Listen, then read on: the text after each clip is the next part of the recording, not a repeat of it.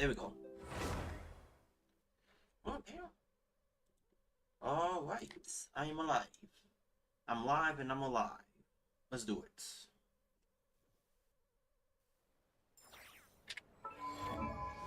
Boom, boom, boom, boom.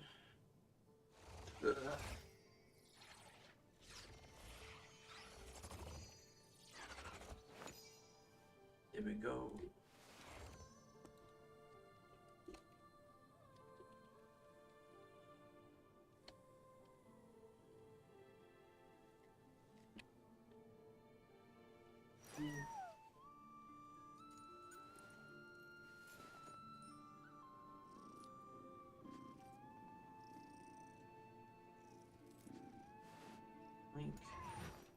Ladies and gentlemen,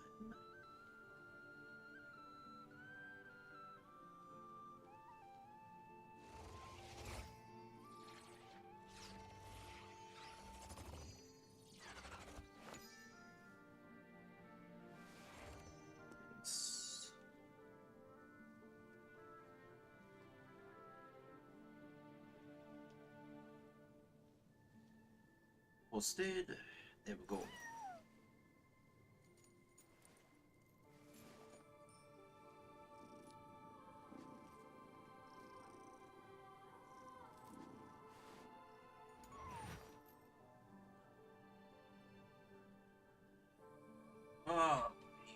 Well, yeah, it's been a minute since it's been a minute since our live stream date. I'm just live stream Genshin Impact. What am I gonna do first? Let's kill some time while I'm here. Let's go ahead and do some of this.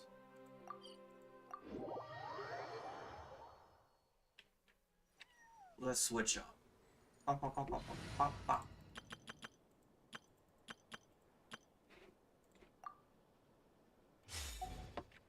Let's play just a little bit. Defensive mode engaged. Bring it! Shower me with... Here we go. Let the mighty Bye-bye. humble.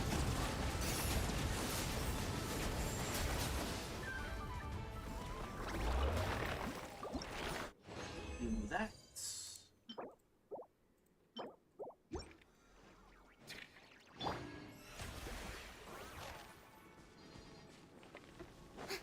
And let's put it again. How brilliant! Hear the echoes of the valley! Installation chamber deployed.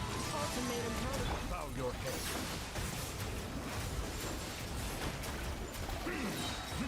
The tides beckon. Go, another one. Do that again. Keep it going. Wait for that thing to start. Okay, there we go.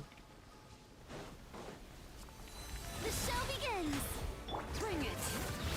Cleanup systems in it. Silence. Just forming just a little bit, y'all. Do this.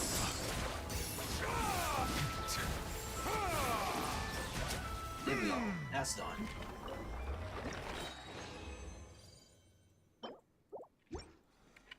Just forming just a little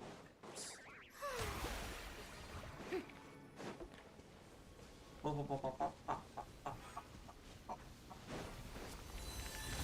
May I present? Defensive mode engaged. Bow your head. Do this. Let the mighty be humble. Alright, done. That's enough for me.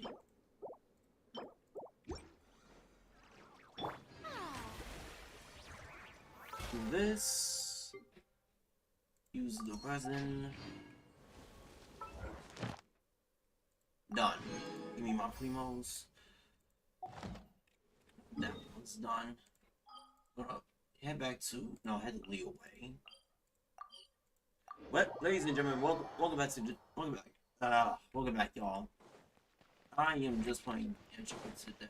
I don't have since you guys voted. I'm sorry that Damn, my post was so late. I thought I had the day off today when I got called in at work.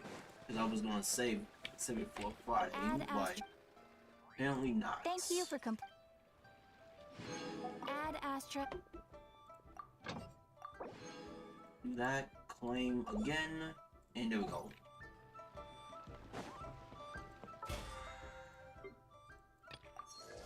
Claim. How much do I have left? Okay, I got plenty. I mean, I'm just gonna rock up. Let's head back to the first ones. Hold on.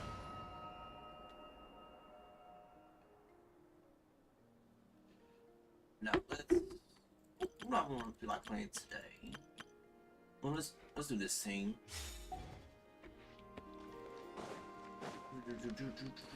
It's under his eye. I was continuing where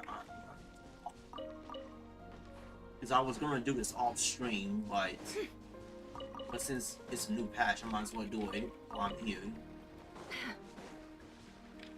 How's everybody going today? Alright. Hey, Llama, it's us. Huh? Varka? What are you doing here? Big boy. Beats me. I had a bit too much to drink last night, and when I woke up, I was on Hisi Island. Mr. Varka is helping to oversee Nasha Town's preparations for Moon Prayer Night. He is here to go over some details regarding the decorations and custom cloth designs. Okay. Right, yeah, that too. What do you mean, that too? So preparations are already underway. Yes. Celebrating this festival is a long-held tradition here in Nodcry. On this day, the crescent moon at the top branches of the verdant crest turns into a full moon, and the moon prayer blossoms bloom with a special radiance. Our people take these to be blessed omens. It's an especially welcome event coming off the back of all that nasty business with Rare.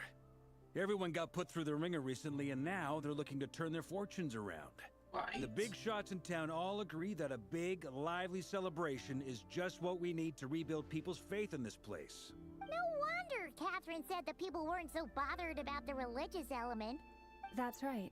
It's become more of a local custom by this point. The celebrations have little to do with whether the religious stories behind this event are true or not.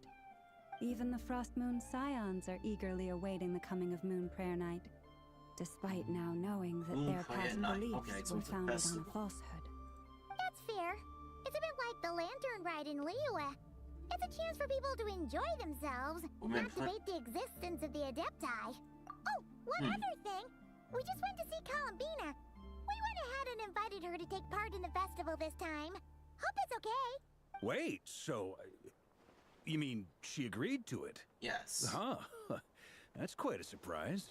Then I suppose that she intends to return to the moon on that day. Oh, yeah. It's kind of a complicated process, but basically, it's like a slingshot. I understand. Hey. In truth, I had a feeling that she might make such a decision. Well, if Kuthar has decided to participate in the festival, we should prepare accordingly. Right. Yeah, exactly. She was saying how it could be risky for her to show her face in public. We were wondering if there was any way we could hide her. Unfortunately, the people who carved the statues did an excellent job of capturing her likeness. It will be very challenging to hide a goddess whose face everyone is so familiar with. Darn! We may have bitten off more than we can chew here. Nah, don't sweat the small stuff. We can handle that. Huh? Are you saying you have a plan? Not as such, no, but the most important thing with a festival is to keep the mood light and your spirits up. Right. You can't go preparing for a festival with those long faces. You'll never convince anyone to enjoy themselves. The Mondstatter spirit is strong with this one. As it happens, I agree with Mr. Varka. Let's start by making our appreciation for Kuthar the beating heart of the festive atmosphere. And who knows, once we get the ball rolling, perhaps everything will just fall into place.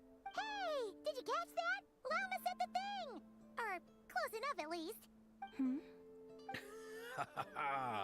I'm looking forward to the Moon Prayer Night already. We have a festival in Mondstadt called Windbloom, and you can always tell which couples are celebrating it for their first time by the smiles on their faces. Big, beaming smiles like their whole face is glowing. And I have a feeling we'll get to see that same smile on the Moon Goddess's face at this festival. Not quite the same, surely.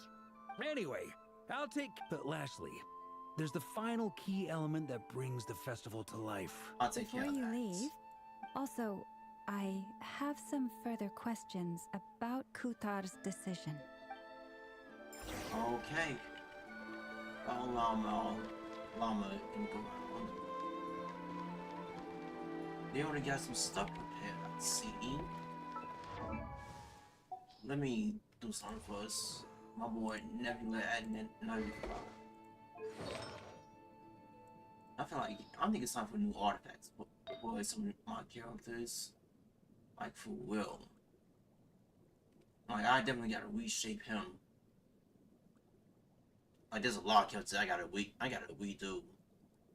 Like, for example, he's good. He got 36 over 228, but I feel like that ain't enough. He may need more or something better. Alright. Enough. Huh? What's this? They sure look like they're having fun. I believe so. Kuhenki seem very skilled at playing drums like these, although I'm not sure where they learned it from. Maybe it's an innate talent? In their eyes, they're probably just playing with toys. No, Guitar! You wanna play too? Guess not. Yeah. She looks more confused than anything. Maybe we can teach her next time if we get the chance.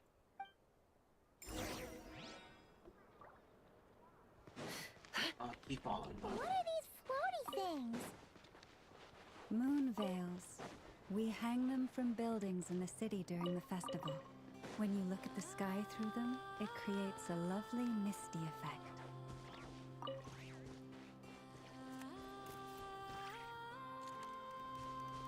Alright, keep it going. Everyone seems hard at work. They are preparing items for Moon Prayer Night. For instance, the sculpture being made over here, Mr. Varka and I were just finalizing the details of where it will be placed. Ah, there she is.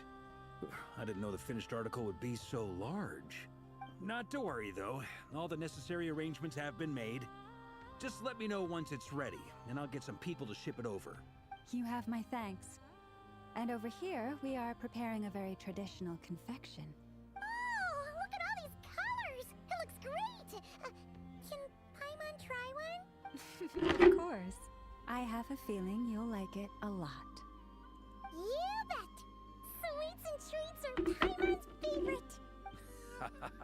If you included those in the Feast of the Moon, I bet Paimon would have joined the Frost Moon Scions by now. There will also be verdant crests like this present in Nasha Town during the festival.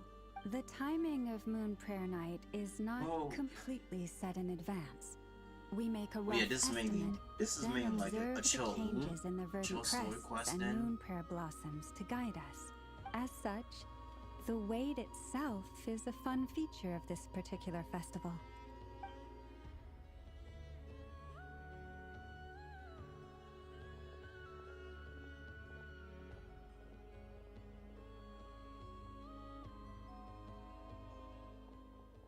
The moon. Let's talk here. To tell the truth, I am very surprised to hear that Kutar is willing to participate in the festival. I once asked her if she'd be willing to stay with the Frost Moon Scions. I could introduce her to everyone, and we could be a family to one another. She did not answer, but she has not appeared here since. I took this to mean her answer was no, but if that were the case, she would not have accepted this invitation. There's no need. I see. Maybe she is right. Maybe the Frost Moon scions of today no longer need a moon goddess. But my wish was not for her to come here and be worshipped as a deity. I simply wanted to offer her a place to stay. I'm sure she believes that showing herself here might invite Fatui intervention, and as such, she does not wish to cause us trouble. But what really pains me about all this is that this is her birthplace. Right. She ought to belong here, yet no one has been able to grant her shelter. I think I'm qualified to weigh in here. When someone's about to depart on a long trip, what they need is blessings, not burdens. We should wish her the best, not make the journey harder than it already is. Thanks. Anyway, she's agreed to attend, hasn't she? All we need to do is simply respect her decision. I see your point. Yes, she will soon depart after all. Our job is to leave her with some happy memories. Besides, who's to say her journey to the moon is a one-way trip? It's not like she can't come back and visit if she wants, right? Paimon agrees wholeheartedly. Festivals are all about having fun, so let's keep it simple. All right, I'm gonna head back to Nausea Town soon. Want to come with? I'm guessing you have some other folks to visit there. Sure thing, let's go. Bye for now, Wilma. Thank you all. Goodbye. See ya. Alright. I think we gotta see Nepha and the others. Travel needs blessings, not burdens. Sounds good in principle, but will blessings alone be enough, Columbine? That's a lot. That's a lot. On her.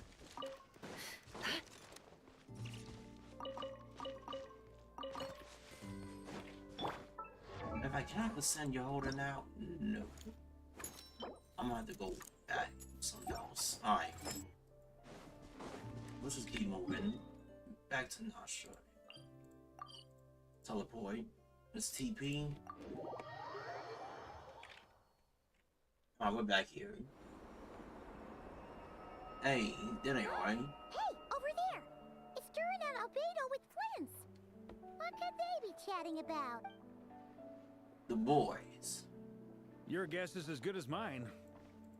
Ah, Grand Master, and the Traveler and Paimon. Hello there. It's been a while. My boy Albedo. Perfect. Hey. We have some new volunteers for our investigation. Ooh, another one? Wait, let me guess. The righteous Lightkeepers are finally ready to hunt down the Abyssal Dragon? Yes, that too. Yeah, right. Oh, wait. Why does everyone keep saying that too? Well, to be precise, the facts match, but not the causality. Wait, so I guessed right? Right. Half right. Don't act so impressed with yourself. Maybe I can explain. We ran into Mr. Flint's north of Nausea Town.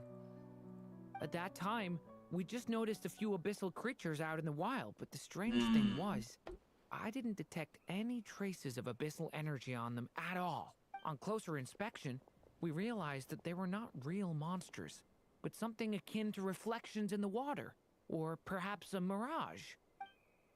Huh? What do you mean? Like, you could see them but not touch them? Exactly. It was very peculiar.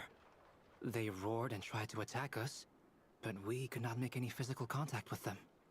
I think I've heard of things like that happening in Nodcry before, but I don't know much about it. Yes, it's a known phenomenon. Mirage-like illusions tend to appear in Nodcry in the run-up to Moonprayer Night.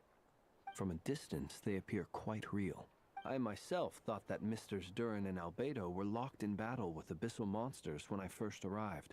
But after sharing intel and investigating a little further, we can confirm that these illusions are harmless. There is no great cause for concern. I see. All the Mirage stories I've heard are either I can't wait animals, for Valkyrie rocks, to or drop. small houses. Abyssal monsters, though? That's a first. It's a first for me, too. So I'm planning to look into it further just to be on the safe side. I intend to inspect a few more locations. What about you two? Any plans? Alice contacted me a few days ago. She'd like me and Durin to assist her with an experiment. But we lost contact shortly after receiving the message. I'm sure that comes as no surprise to anyone familiar with her. We don't know when the wind will blow, yet when the wind blows, we will know. That, in a nutshell, describes how Alice operates. Yeah, that tracks. Okay. Well, I suggest we investigate this Mirage business in the meantime. It's piqued my curiosity, and I'm pretty sure I know someone who will already be 10 steps ahead of us. Well said. Right? Whatever's happening in Notcry, Yep, she Napoli. always seems to be the first one to know. Let's go see what she knows. We can invite her and her staff to the festival while we're at it. Alright, let's go. The curatorium.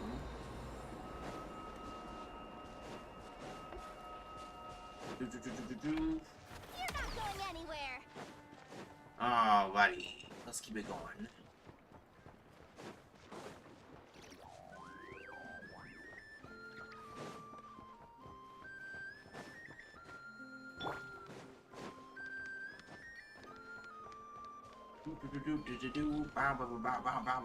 And let's go find that lady.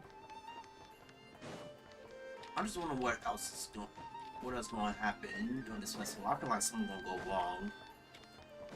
Just playing this game, you never know. Alright, who's here?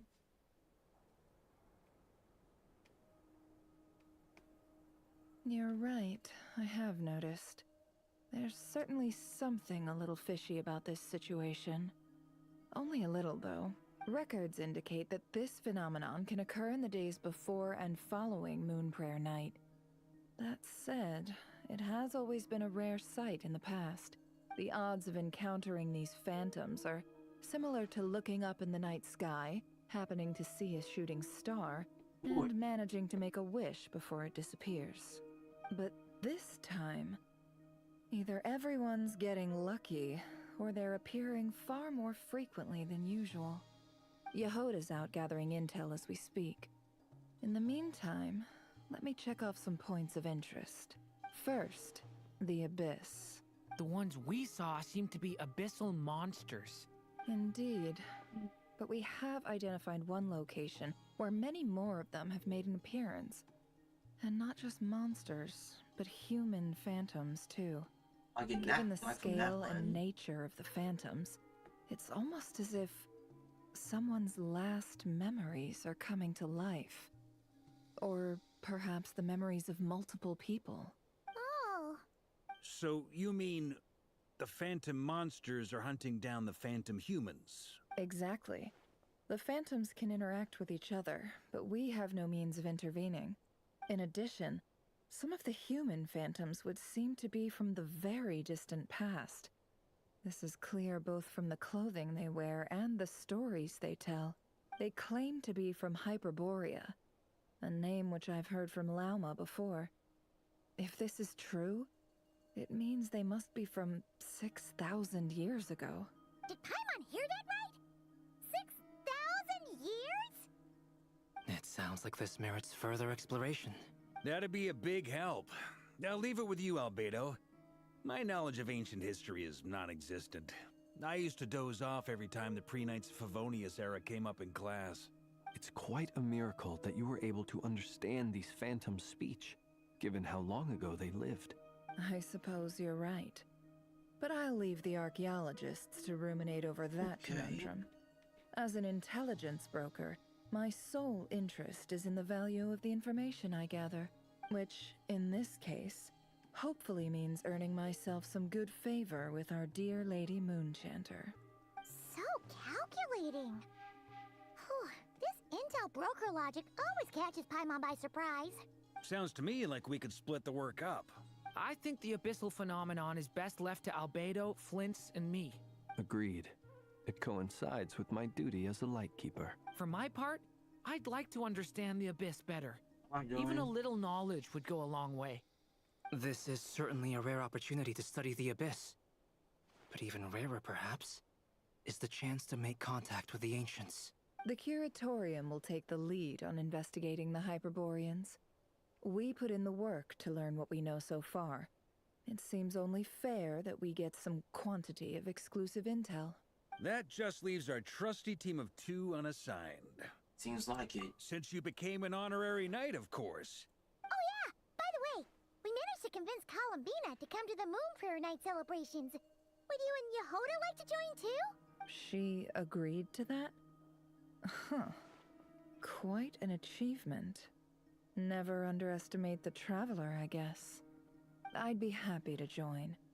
No What's point up? shutting What's up, myself Asylum? inside when the streets are all decked out. I doubt any clients will be Asylum visiting thing. during the festival in any case. And Yehoda loves a party, so I'm sure she'll jump at the opportunity. An open panel. No. Oh, No. Way to contradict me in front of... Wait, no, that's not what I have bad news, boss. So many people. All right, everyone inside, quick. oh, we got a problem. She came. This is gonna sound crazy, but hear me out. I saw one of those phantoms at Star Sand Shoal, and it was some sort of flying ship. Like a spaceship? Especially I stole. Oh, this probably It's ours. the one you came Yup. to bed in. You said you saw the same thing through the moon marrow, right? Huh? You already know about it? Ugh, I thought I was gonna blow people's minds. Wait, back up. You came here in a spaceship? Now my mind is blown! What's it like on the inside? Was it like flying through space? I want to know everything! Yep, exactly. Yeah, Huge we'll find out discovery. later. You're the best! Second best intel broker in the world! After your boss, of course. Wow. Really? Well, I don't know if I'm all that, but... I guess that decides where we're heading next. Alright. Come on, don't look at me like that. I know the spaceship doesn't have anything to do with me, but you don't want to leave me as the only one twiddling my thumbs, do you? Please? Been bringing Bronco with us. Fair enough. In that case, let's meet back here to discuss our findings once we're done. I wish everyone a productive investigation. You too. Well, time to go find our spaceship.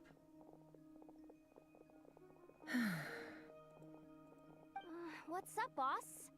Aren't we gonna head out? Tell me, Yehoda, when did the Curatorium start giving out intel for free? Oh, sorry, boss. Alright, let's go. No time to waste. No time to waste. We can finally get our answer if we find this ship. At the Star Sand.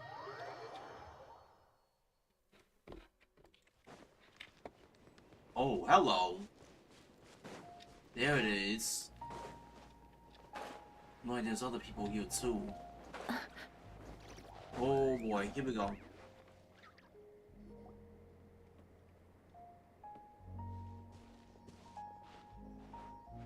Well, what do you know? Yehoda was right on the money. This phantom really is your spaceship. Yep. But that's so weird. Why would it show up here? Is it some kind of projection? Or a ghost? Like, maybe it no longer exists. But somehow it left an after image? I'm not sure either. Ah, you're already here. Llama. Miss Lauma, what a surprise. I thought you were busy with festival preparations. I was, until one of our people informed me that a strange sight had appeared at Star Sand Shoal. No one's ever seen something quite like this before. I thought I should see it for myself. Same here. Oh, so we heard that these things appear around the festival period. Any idea why that is? Unfortunately not. Hmm. We have very limited information about them, since they can't be interacted with. And no human phantoms have ever made an appearance before now. The most we've been able to deduce is that these sightings appear to be connected to the increase in Kuvaki energy around this time. Let's see what we can find. Seems like that's all we can do. This is all so confusing. Allow me to lend you a hand.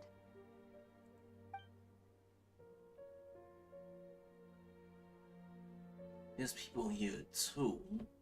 So Asha must have been here for a while.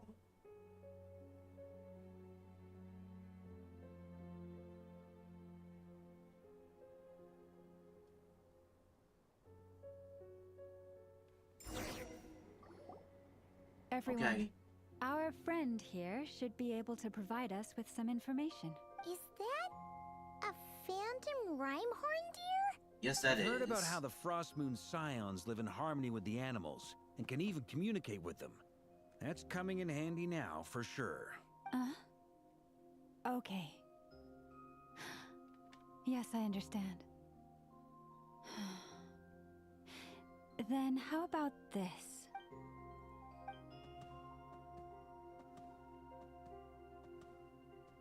Oh, it's leaving. It appears to share our curiosity about this giant spaceship. There's So a I asked it entrance if over it there. wouldn't mind investigating along with some friends. In return, I told it about some nearby spots where the wild fruit grows abundantly. We may live in a different era from these phantoms, but I trust that the terrain, climate, and ecology here are more resistant to the effects of time than some things are. Let's give them a moment and hope for the best. Okay, let's wait then. All back together? Must have been a lot of fruit. Indeed. Now let me ask them some questions.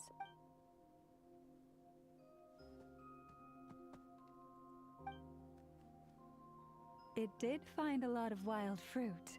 Enough for them to feast for a long while. This puffin circled in the air so... Well, it definitely makes sense to get a bird's eye view. Indeed. Other than that, I was also thinking that the world these phantoms see is also different from ours. Oh, I get what you mean. The wild fruit exist in both times and spaces. Good point. Mm-hmm. Great thinking, Llama. Blunthorn rhinos can use kuvaki to shift great rocks. But the sniffer mole tried too, but despite being a skilled digger, it could not get through. They say that the spaceship looks robust and undamaged. It seems completely impervious to any and all attacks. Whatever lies within is well defended from harm. So, just like a... Yes, we are grateful for all your efforts, dear friends. Now go Nothing and on the enjoy your ship, feast. huh?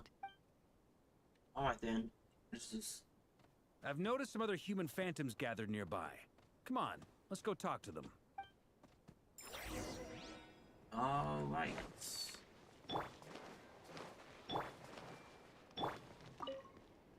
Maybe they might know. What is this thing? I've never seen it move, and there's no way to get inside. Goodness knows. My grandpa says it's been sitting here at least since his grandpa was still alive. Oh, it's been here What for about his years. grandpa? Did he say anything to your grandpa's grandpa about it? Huh? I don't know. In all likelihood, it was here back then too. Hard to imagine something this huge could move. Guess that means that as far as they're concerned, this ship's been around a long time. Nothing from them. What about him? Come on, brothers. If we can get even a small chunk off of this thing, it's gotta be worth a fortune. Today is the day we strike it rich. Huh? You mean Paimon? Yes, brother, I shall join you. Let's make our fortune. We should go with them. What the? This thing is crazy tough. I can't even scratch it. What's it made of? Sorry, brother. Looks like we'll have to seek our fortunes elsewhere. Enjoying yourself? I was just seeing if I could influence this phantom's perception by playing. But nope, no dice. Nope, nothing. I'm sure we're all starting to build up an idea of what's going on here now that we've spoken to some of the people. These phantoms are reenacting real historical events in Nodcry. It's almost like we're in some kind of interactive stage play. We can talk to the actors, but the plot is fixed, and we can't influence it. It makes sense. History is set in stone. The objective facts of the past cannot be changed. Paimon totally thought you were just goofing around earlier. But actually, you were doing some serious investigating. Of course I was. Anyway, at this point, I think we're forced to conclude that although the Phantom spaceship is right there in front of us, we aren't going to learn much about it from these people. If only this showed the moment where my sister was searching for me, maybe then I could discover why she wasn't in the spaceship. Or if it showed the moment when it disappeared, I'm gonna find out who was piloting it and where they were headed. With such no luck, all we've been seeing is the moment in time its long stay here. Don't be discouraged. If nothing else, this is proof of the ship's existence. And think about it. So many people tried to hack their way inside, but no one could get the door open. It's made of very tough material. To me, that says that we'll either find the ship itself or the story behind it. It's just a matter of time. Thanks, Walker. Huh. Every now and then, when Varka gets serious, he actually does seem like Grandmaster material for once. I wonder how the others are doing. Let's head back for now. Sounds good. Also, drinks are on me if Team Knights of Favonius is the first to finish. Wait, we have a team name now? Am I in Team Knights of Favonius as well? You're very welcome to join. We've even got a cathedral ready for you. Isn't that technically blasphemy? You wouldn't dare make a joke like that if Barbados was in earshot. Nah. Alright, we're heading back to the Curatorium, I believe. Oh wait, no. We seeing their POV now. No! Get away! Oh. Still got him. I know it's hard to stomach, Mr. Duran. But as I'm sure you've noticed, there is nothing we can do to intervene in that which unfolds before us. But we have to at least try. And try you have. But are you aware of how many unsuccessful attempts you've made now? I wasn't keeping count. I'm afraid this is the 39th failure so far. Or the 5th if we're only counting this particular victim. There are no indications that these phantoms may be altered in any way. You seem to have calmed down a little. I'll make us a fire. You should rest and have some water. Feeling any better now, Mr. Duran? May I ask a few questions? Be my guest. What exactly are we witnessing here? What happened to those people? My guess would be that we are seeing Nodcry during the Conrian Cataclysm. Would that be accurate? Conria. That is correct. As you know, once the Abyss senses even the tiniest crack, it floods in and spreads like wildfire.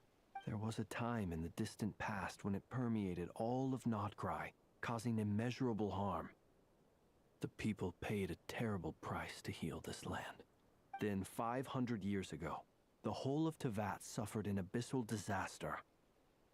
Once more, Nodcry was dealt a devastating blow. I see. In the face of the abyssal onslaught, all were like grains of sand tossed around by a tidal wave. Be they human, fae, or god. The moment you witnessed is but one drop in a whole ocean of catastrophe. All right. I guess that answers my second question, too. I wanted to know why there's nothing I could do to help them, and that's because what we are seeing is history. Yup. That would be my guess as well.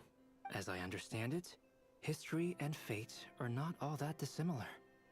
The latter may be unseen to us, but both are immutable. Yes.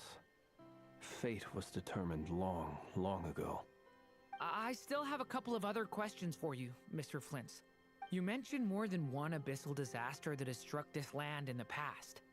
How can you be sure that what we're seeing is from the Conrian incident? And also, how are you able to stay so calm when you're talking about these events? From everything I know about you, you're not cold or ruthless, and you're not indifferent to the suffering of others. Alas, I am forced to show my age. I must be 600 or 700 years old by human measure. Wait, so you... One is not easily moved by history when one has witnessed the truth firsthand. I'm sorry. Yeah, he's been around for a while. For a long time. You needn't apologize. God. Your passion is a good thing to have. Treasure it. Because someday you may find it in terribly short supply. Now, at the risk of offending you, I have a question in return. Your curiosity toward the Abyss, Is it born from hatred or because you sense its call? I only ask because I kept a fragment of Rerear's body in my lantern for a short time. Specifically, his heart. So I know what a burden it can be to carry the abyss with you. And I hear its power growling from somewhere within you. In my eyes, your mere existence is a miracle. My honest answer is... I don't know. I don't think I have the confidence to say for certain. What I will say is the abyss is not the only issue that haunts me. Even before I became who I am today, the question dogged me constantly. Should I even exist at all? My doubts remain unresolved. But when we fought Rerear, something became a little clearer to me. Sometimes it is the darkness within us that allows us to achieve the impossible. Yeah, I certainly got the sense from your 39 attempts that you were trying to achieve the impossible. It sounds like you've resolved to see the truth for yourself. Absolutely. In that sense, he and I are quite similar. Then I wish you every success. I look forward to the day of your transcension. Well, if everyone's caught their breath, I suppose we should head back. Oh, and one last thing. I'd appreciate if you kept our discussion about history a secret. Alright, so neither team has made progress. Incredibly, our separate investigations led us all to the same conclusion. Hooray for consensus!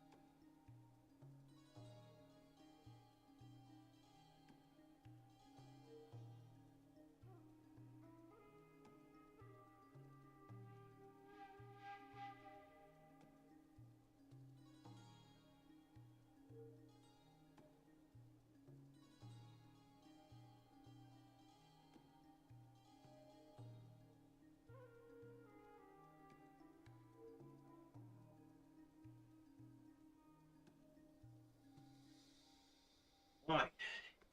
And I'm back. Alright, I'm back, y'all. Yeah, but we barely learned anything, though.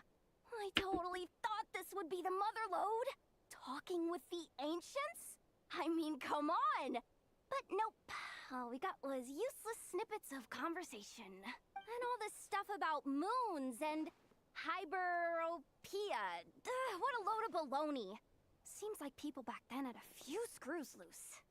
I understand your frustration. We found the same issue.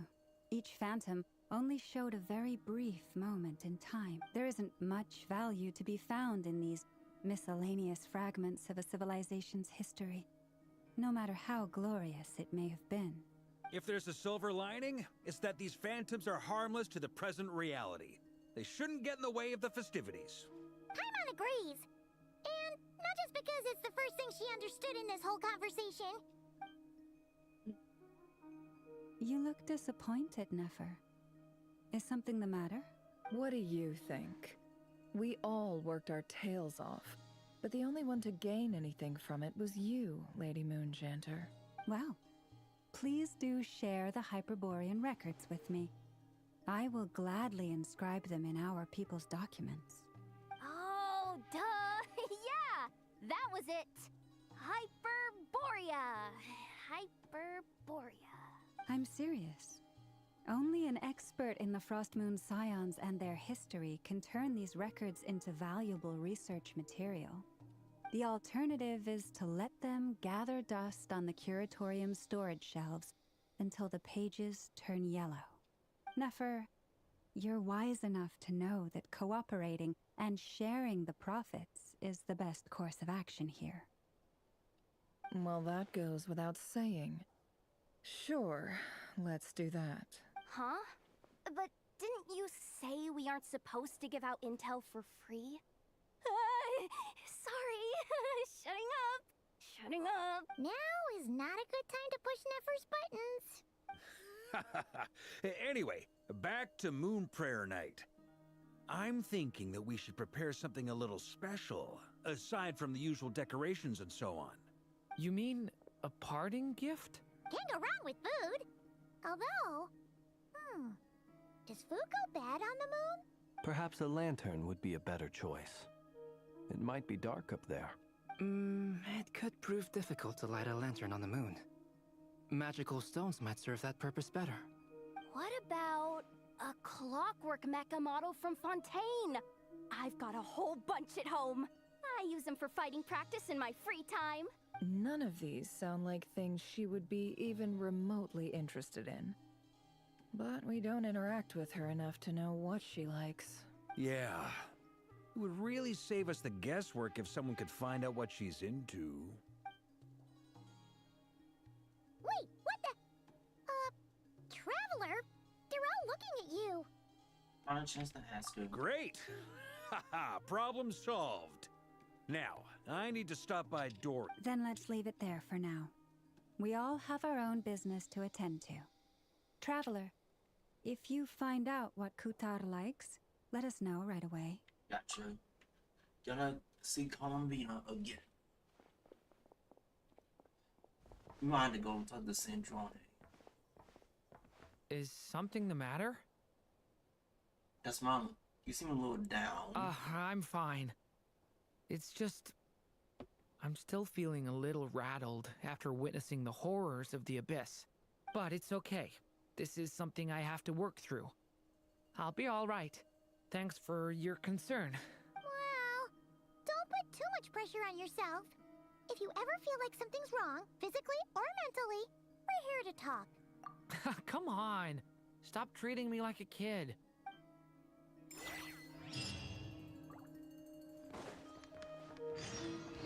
It's gonna be, yeah, it's gonna be real Columbina.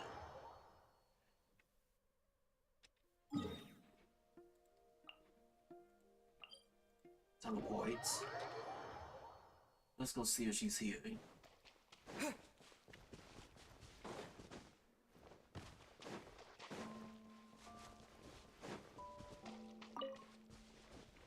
Oh,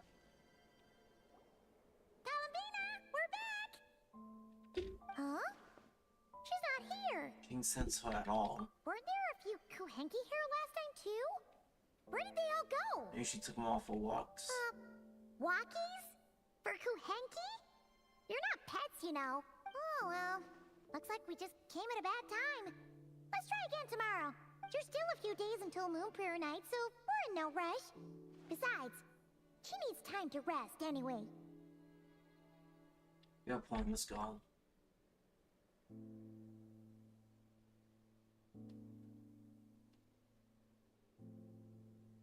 Calamina! Are you back yet?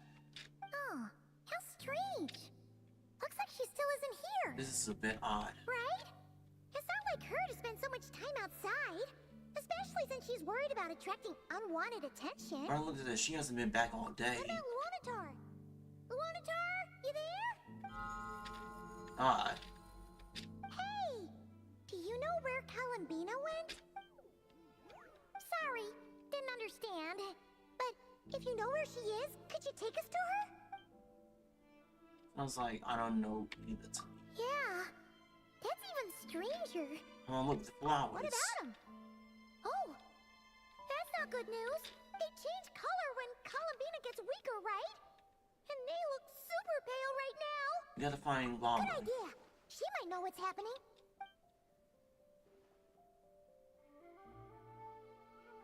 Llama! Ah, it's you. How is Kutar? Is she okay? No, she hasn't. I came here to check on her after I noticed the flowers had changed color. Based on past precedent, she must be very weak right now. Not to mention that she doesn't do that at the best of times either. So yeah, this is super weird.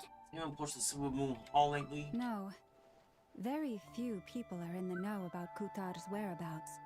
And if anyone suspicious had visited, they'd have left some sort of evidence. Come on, let's go to Nasha. Makes sense. Let's go!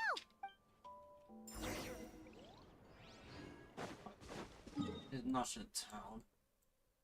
That's a little scary that she's missing. Really scary. The blessings of the heavens do not fall impartially.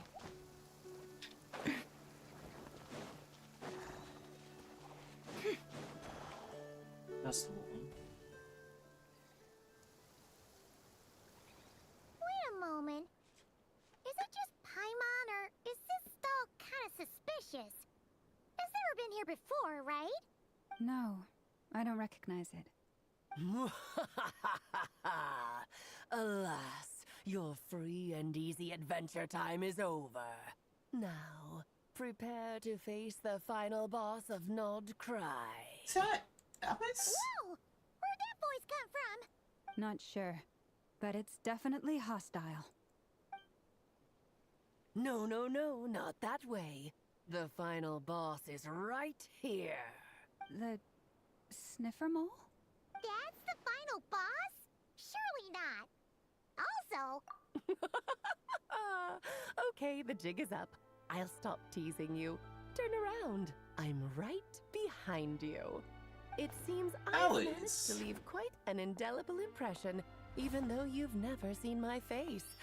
Oh, nothing could make a great mage more pleased with herself. What? She readjusted the camera, right? She looks great.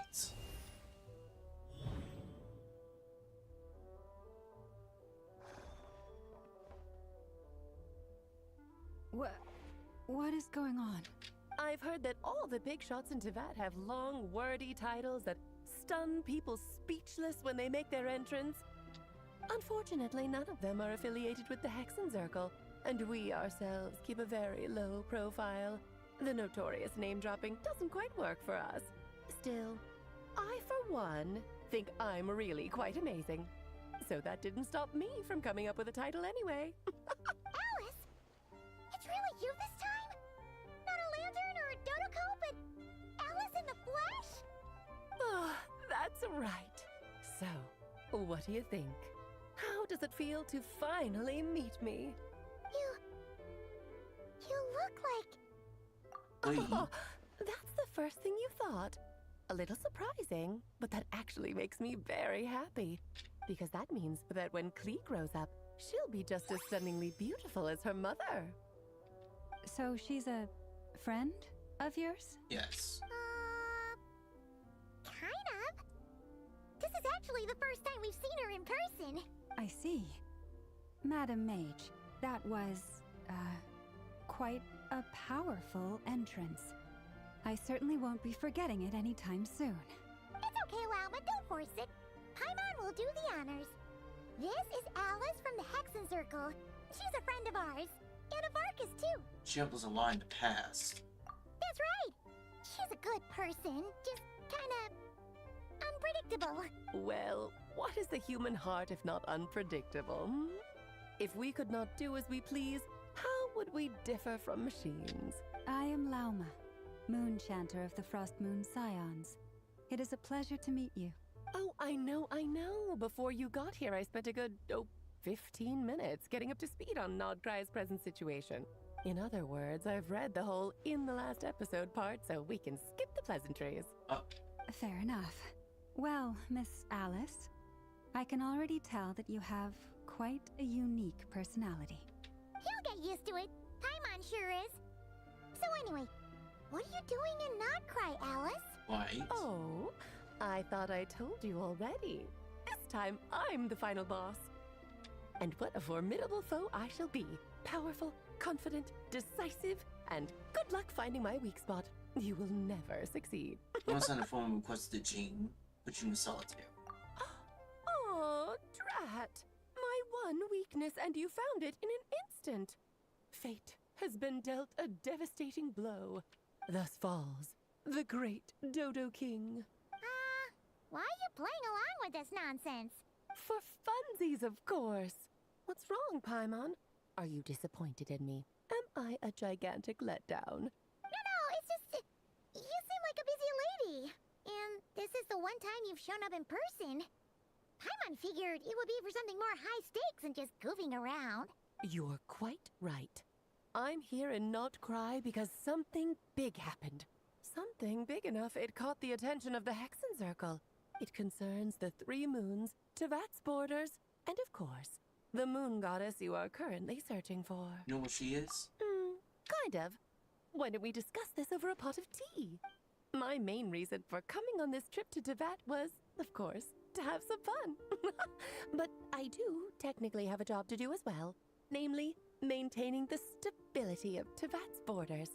I'll skip over the complicated parts, but to sum it up, abyssal energies are all that lie beyond Tevat's border. We'd find ourselves in a real pickle if they ever made it through. And the phantoms you've been seeing are a sign that the border has been disturbed. No wonder they tend to show up around Moon Prayer Night. Oh, I'll be right back, y'all.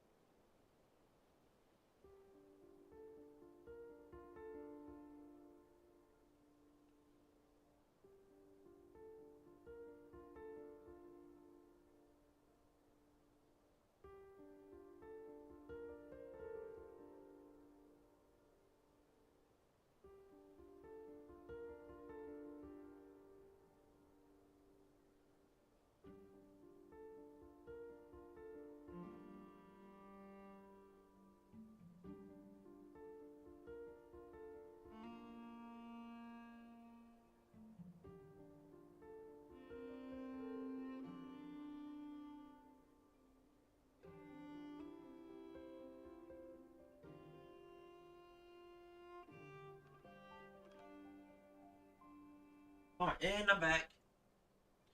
Alright. Is it because the real moon is now so close to us that its power can cross the border? In part, but only a negligible amount passes through.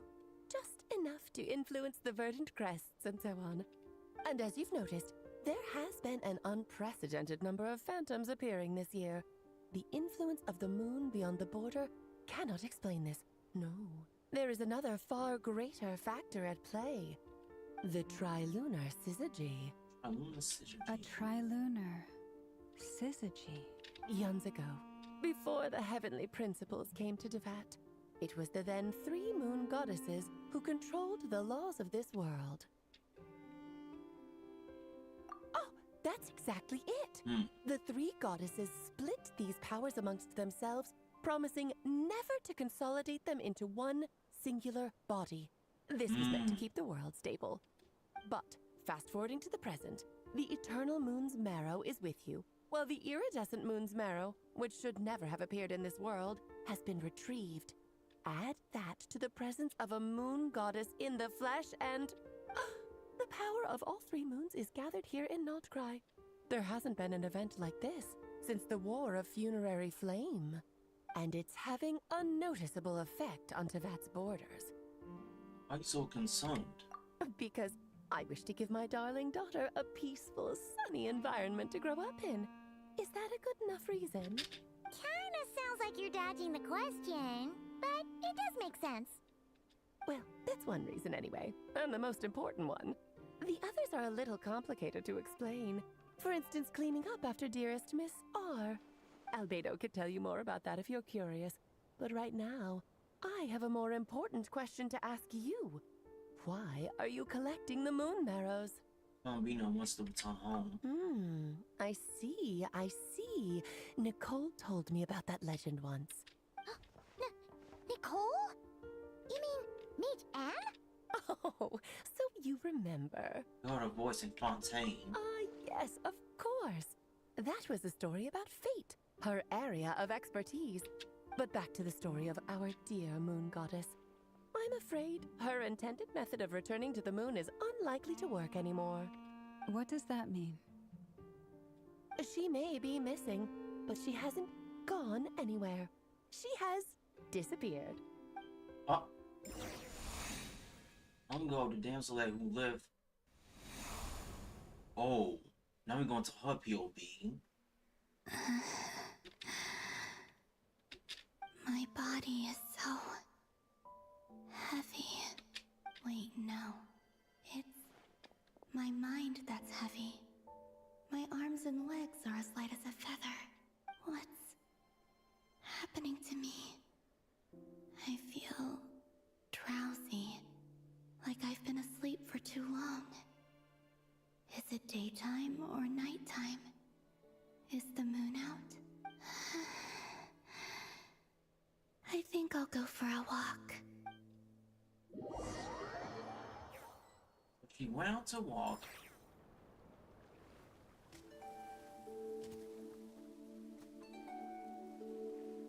Are you out for a walk too? Huh? Oh no.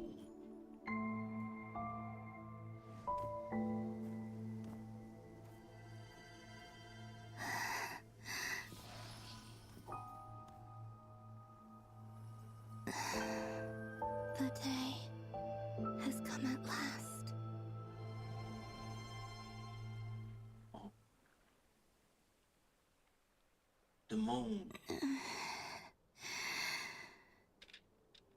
Have I grown so weak that I can't even sustain my physical form? But Moon Prayer Night is nearly here. I was so close to returning home. Death is near. Is this how it ends for me? Will I return to the moon after I disappear? Or... I don't want it to end like this. So far, at least, I still exist. Even if not physically, I can still feel. But as my power wanes, I'm sure sure that too will fade. I suppose I might take one final look at this world. The world where I was born. Don't let it slip away. Come on, come on! Wait for me! She's looking at The light. Frost Moon Enclave. How much it has changed since I was born.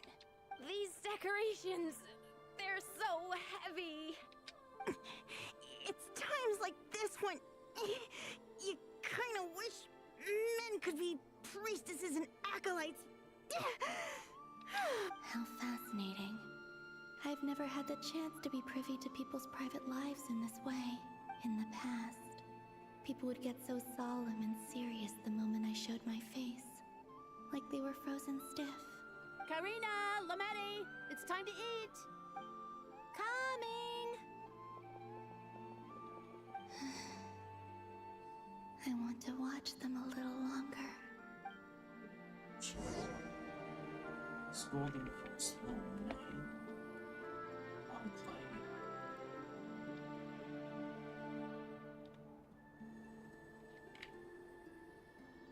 So just fill these balloons with air, right? Yep. Try a couple now to test things out. The rest can wait till Moon Prayer Night.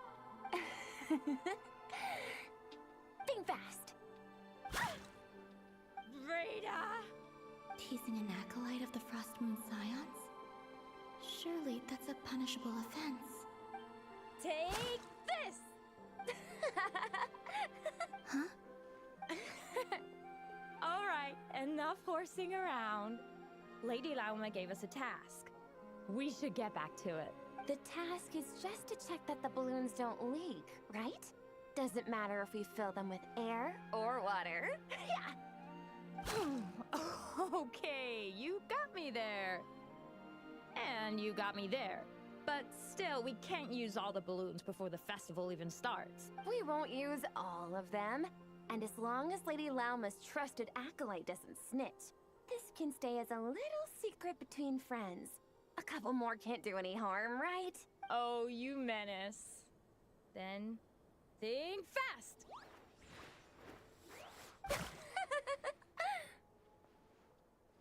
Is pumping a balloon full of water really so much fun?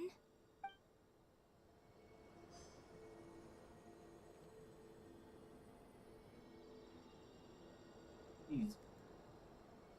You just look at that life.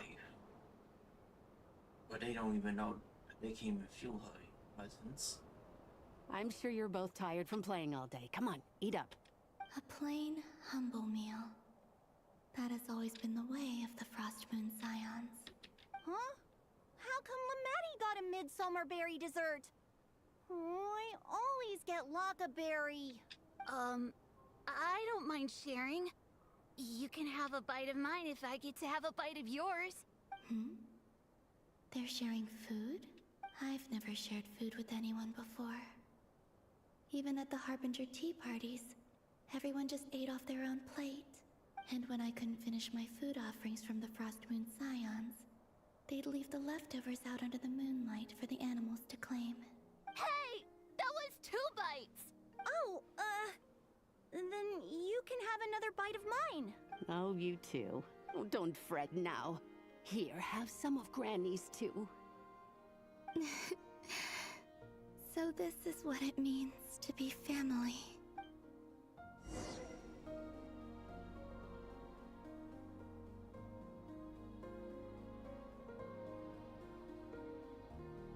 I'm seeing so much that I'd never usually get to see.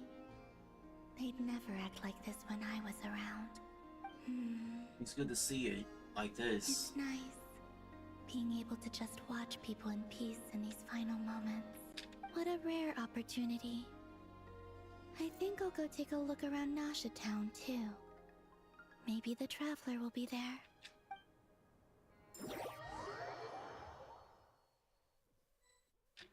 She goes straight to Nasha Town. Oh, this is one of the same. After the War of Funerary Flame, the moon goddesses were no longer recognized by Teyvat. they lost the whole foundation for their existence. That's why the moon goddess's strength is fading. She cannot withstand the world's rejection of her. It's just like what Carlina said. To be more pedantic about it, the moon goddesses did something to offend the heavenly principles, and that's why they were ousted. Something of a recurring theme in Teyvat's history.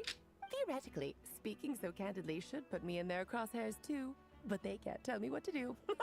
I'll say whatever I want. Anywho, the moon marrow energies were but a drop in the bucket for her, and that battle against the Ray Hair of Solnari only weakened her further. Fortunately, it happened close enough to Moon Prayer Night when the Kuvaki concentration here is high. That's the only reason she managed to survive this long. What do you mean, fortunately? You said she disappeared. We're too late. Oh, what a headache. I thought this was all common knowledge. I guess I have some more explaining to do. Okay, buckle up. It's time for another lecture. Okay, this is a lot to take in. I said earlier that the moon goddesses lost the foundation for their existence. The reason for that has to do with the natural order. Basically, the rationale for their existence in Teyvat was lost. The same logic applies to the present moon goddess too. Consider her existence so far. Her comrades in the Fatui called her Damselette, and she was worshipped as Kutar by the Frost Moon Scions. But these connections have now been severed, whether by her hand or yours. So, the rationale that once sustained her existence is now gone. Wait, we did that to her? Oh, well, strictly speaking, yes. But let's not start pointing fingers, shall we? I'll only end up as the big bad villain, and that's not the kind of final boss I want to be. This means you have a plan, right? Of course I do. I'm only the greatest mage in the whole entire world. Now, if you wish to find your moon goddess, there are two problems we need to solve. Firstly, we'll need to strengthen the connection between her and Teyvat, at least enough to sustain her until Moon Prayer Night. Strengthen her connection.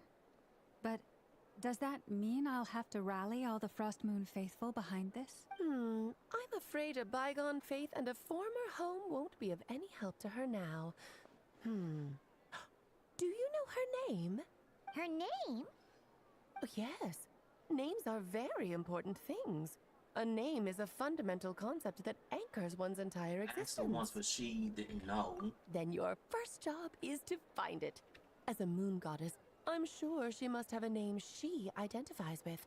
Neither Columbina nor Kutar is her true name, and she's never really accepted either of them. So, finding out her real name is enough to sustain her existence? Yes, I know it sounds like a small step, but every journey begins that way. So for now, that's all we need to focus on. The second problem is with her plan to use the moon marrows to return to the moon. Unfortunately, piercing through the false sky will take an enormous amount of power. Given her current condition, she won't be able to provide anywhere near enough power, even if she recovers her physical form. But no need to fret. Nicole's the expert in this field, and I'm sure she'll figure something out. Wait, Mage N is going to help us out too? That means we've got 2 Hexacircle mages on the case. This is turning into a pretty big deal. Actually, this is more of a side quest for me. Like you said, I'm a busy lady, so I can't stay for too long. I'll have to return to Teyvat's border soon. Thanks for telling us all this. That's the upside you get for looking out for my little Klee. Hopefully that will incentivize you to carry on keeping her company in the future.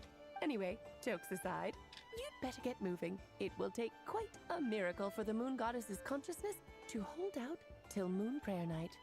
Oh, I suppose I might as well tell you where Nicole is before I leave. Off you go now. Time to meet your new friend. Oh, yes, and a little suggestion.